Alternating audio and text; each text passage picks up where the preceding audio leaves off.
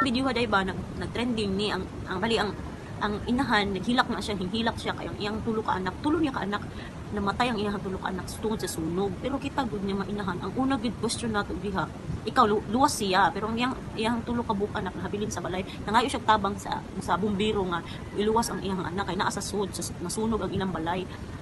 Di ba una yung pangutana sa tao ang inahan, asa ang inahan anak. Siguro di ko ka judge gid kay tanan kita tanan si bako oy wa joy nangandoy para gid dautan para sa dautan sa atong mga anak.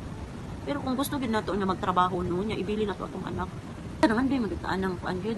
Pero safety first pag gid ang unahon nato. Uy, magunsa man ang trabaho, magunsa man ang laban sa imong kinabuhi ug imong mga anak, imo nang napasagdan kisa may atong basulod, kisa may babasol ang inahan ba lisod kayo ang role sa ginikanan gyud.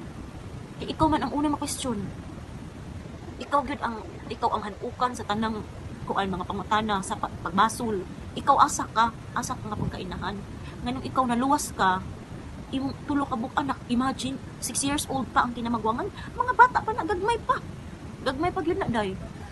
Pero lisod oy makahilak ko wa siya kahibaw pud sa inana day mahitabo.